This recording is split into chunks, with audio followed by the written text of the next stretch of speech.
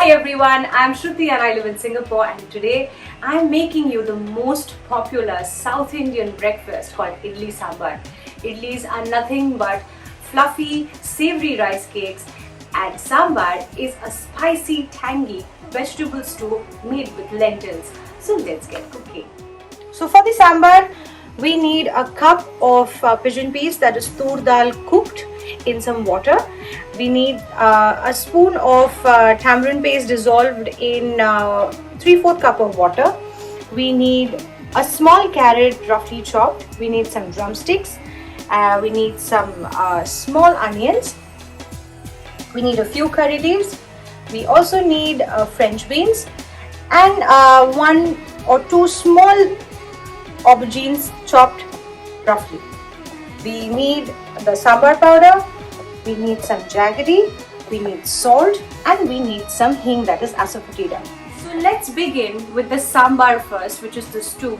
So by the time we let it cook for some time, we can get to the idlis in the later part of the episode. So now I'm going to start with the sambar. I'm going to start with a good tablespoon of oil. Any cooking oil would do. And once this is heated up, I am going to season this with some mustard seeds, some curry leaves, and some asafoetida. So now our oil is heated up. I am going to add a teaspoon of mustard seeds, and I'm going to let them splutter. So now the mustard seeds are spluttering. I'm going to add the curry leaves. Move them around. Just be careful. Curry leaves tends to splutter a lot in hot oil. I'm going to add about 1/4 teaspoon of the asafoetida, the hing. And now I'm going to add the vegetables all together.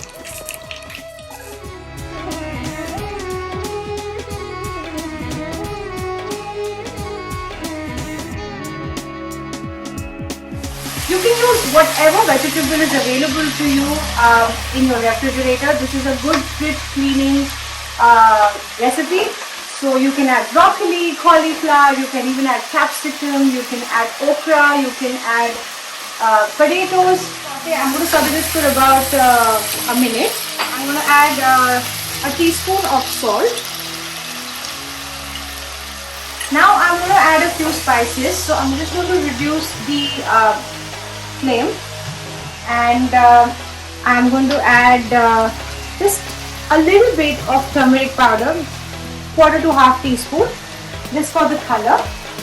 And I'm going to add about 2 heaped spoons of sambar powder. Now sambar powder is easily available in any Indian grocery store, and it's a mix of different spices like pepper, peppercorn, turmeric, chilies, fenugreek seeds. So this is going to add a lot of flavor to our sambar. You can have the one that is homemade as well as you can have the ready-made one. Now I have soaked a small bowl of tamarind in about 3/4 cup of water, and I have extracted all of the pulp. And you can use ready-made tamarind paste and dilute it with some water as well. So I'm going to add this whole thing to the veggies. I'm just going to top it up with a little bit of water, just 1/4 cup. And I'm going to let this cook for about 10 minutes until the veggies are almost cooked. I cooked this for about 10 to 15 minutes, and as you can see, the veggies have completely softened up. And the veggies look cooked and nice. The aubergine is nice and soft. So now I'm going to add the cooked lentils. So I have cooked this lentil. This is pigeon paste, tur dal, that's what we call it in India. And I have cooked this along with 1 tomato. So I have taken about a cup of tur dal, washed it clean with water, added 3 cups of water and 1 whole tomato chopped in it. And I have pressure cooked this for about 20 minutes, and I have cooked this really nice and soft, as you can see, and I have completely mashed this well. So the tomato has also completely become mushy and it's dissolved in it.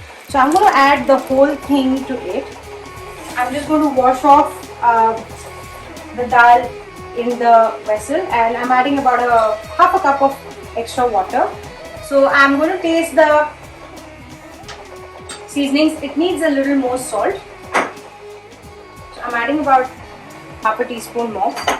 One small twist is that the way my grandmother made it, we always added a small teaspoon of jaggery. You can add brown sugar or you can add white sugar if you don't have any of this, just to balance out the spices, the tang, and make it a well-rounded dish.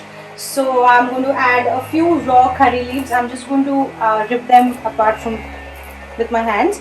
I'm just going to add them for extra fragrance and flavor. So I'm going to wait and I'm going to boil this for about 10 to 15 minutes. I'm just going to cover this. So now you can see that my sambar is boiling really well. It is completely ready. If you like it more runny than this, please go ahead and add a little bit of water. And I'm going to garnish this with a lot of chopped coriander.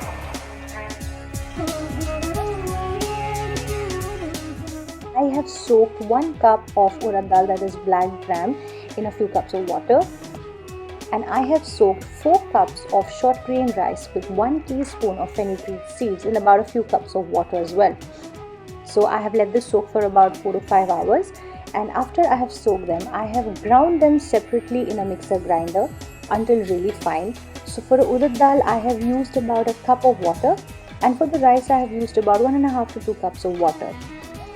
And after I have ground them finely, I have poured this into one pan and I have mixed this really well with my hand for a good 2 to 3 minutes. You have to do this to get very good soft idlis and crispy dosas. So do not skip this process. And I have let this ferment overnight. So the idli batter, as I have explained to you that I did last night, has fermented really well. And the consistency of the batter is supposed to be very thick. So make sure you take care of how much water you add to your soaked pulses, the rice and the urad dal the night before, because you don't want to add a lot of water while you grind them. Make sure it's a thick batter. It's exactly like the pancake batter, and you don't need to add any extra water to this. So I have added a little bit of salt. So I have my idli cooker ready there, which I want you to see. So this is the idli vessel. I have added a little bit of water in that, about 1.5 cups, and I'm going to boil it really well. I have greased my idli molds with a little bit of ghee or oil, as you may please, so that the idli can just come off easily. So I am going to pour a ladle full of batter and fill up the molds. Once the water starts boiling, I'm going to just keep the plate and I'm going to steam this for exactly 15 to 20 minutes depending on the size of the vessel you have. So now I'm turning off the flame. It's been about 15 to 20 minutes and I'm going to open the lid carefully and I'm just going to let the steam go out. So one trick that I have learned from my grandmother or my mother, that I have to dip my spoon in cold water. Just hold this with a napkin or your oven mittens, and I'm just going to spoon it over, yes, and I'm just going to turn it over the plate, and I'm going to do that for the others as well. The idli sambar is finally ready to eat, and I want to show you how amazingly soft and fluffy these idlis are. Just going to break one and show you, and it's super fluffy and steaming hot. So you can dunk this in the sambar whole, or you can just dip it and have it. You can even enjoy this with some coconut chutney.